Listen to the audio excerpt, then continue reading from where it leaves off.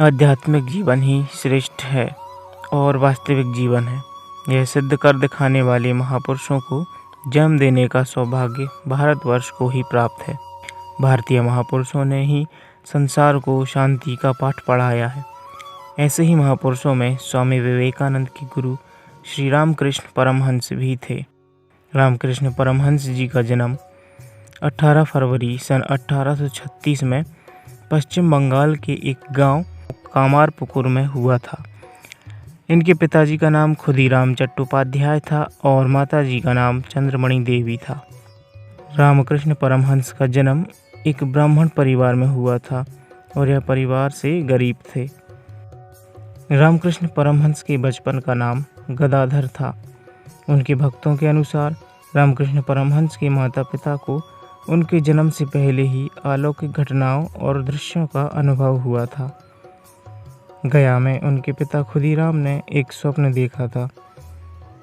स्वप्न में उन्होंने देखा कि भगवान गदाधर, जो कि विष्णु जी का एक नाम है, उन्होंने कहा कि वे उनके पुत्र के रूप में जन्म लेंगे। उनकी माता चंद्रमणि को भी ऐसा अनुभव हुआ। उन्होंने शिव मंदिर में अपने गर्भ में रोशनी प्रवेश करते हुए देखी थी। स्वामी रामकृष्ण बाल्यकाल से ही अत्यंत नम्र स्वभाव के थे। वाणी बहुत ही मधुर और मनोहारिणी थी।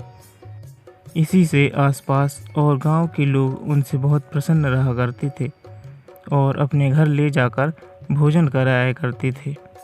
स्वामी रामकृष्ण का ध्यान कृष्ण चरित्र सुनने और उनकी लीला करने में बहुत लगता था। देवी पूजा में तो ऐसी श्रद्धा थी कि स्वतः पार्थिव पूजन किया करते थे और कभी कभी भक्ति भाव में तन्मय होकर अचेत तक हो जाया करते थे। 16 वर्ष की आयु में स्वामी जी का यज्ञोपवीत हुआ और वे तभी पढ़ने के लिए पाठशाला में भेजे गए। चित्त पढ़ने में कभी नहीं लगता था। संस्कृत पाठशाला में पंडितों के व्यर्थ की प्रतिदिन के वाद विवाद सुनकर घबरा गए और दुखी होकर एक दिन बड़े भाई से स्पष्ट बोले, भाई, पढ़ने लिखने से क्या होगा? इस पढ़ने लिखने का उद्देश्य तो केवल धन धान्य पैदा करना है। मैं तो वह विद्या पढ़ना चाहता हूँ जो मुझे परमात्मा की शरण में पहुँचा दे। ऐसा कहकर स्वामी जी ने पढ़ाई छोड़ दी। रामकृष्ण परमहंस का चित्त पूजा में लगता था, इसलिए काली माँ के मंदिर के पुजारी बना दिए गए। वहाँ भी अनन्य भक्ति के साथ काली माँ की पूजा करने लगे।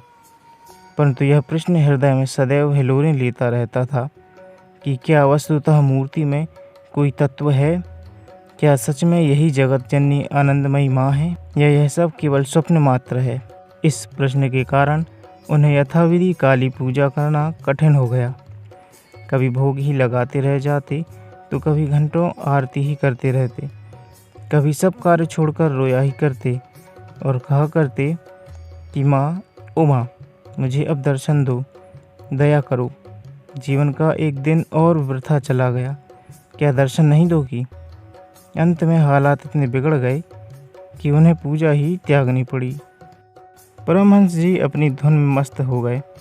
दिन रात उन्हें काली दर्शन का ही ध्यान रहने लगा। उन्होंने 12 वर्ष की कठिन तपस्या की, जिसमें खाना पीना सोना छोड़कर एकटक एक ही ध्यान में रहे।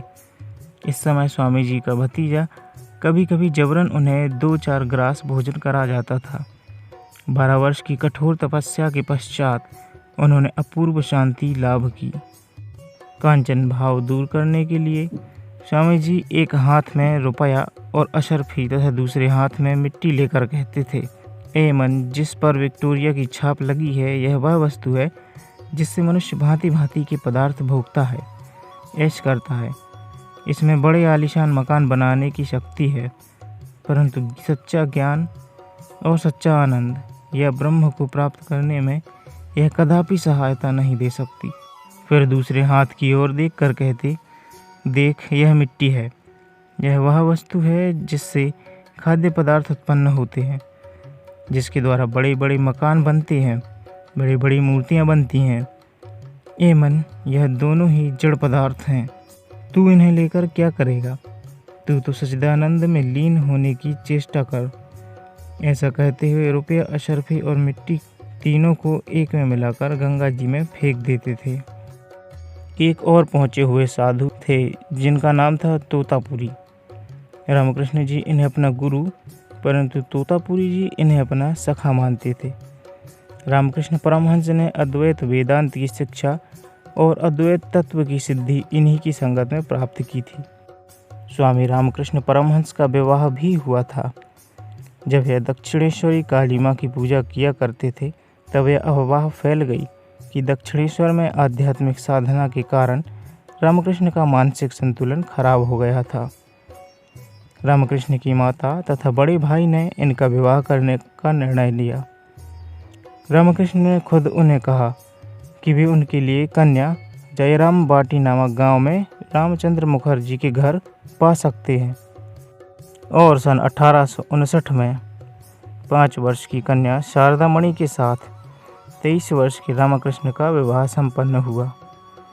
विवाह के बाद शारदा मणि जयराम बाटी में रहीं और 16 वर्ष के होने पर वे रामकृष्ण के पास दक्षिणेश्वर में रहने लगीं। रामकृष्ण तब सन्यासी का जीवन जीते थे। एक दिन श्री रामकृष्ण परमहंस के गले में कुछ पीड़ा होने लगी। धीरे धीरे उसने गंडमाला का रूप धारण कर लिया।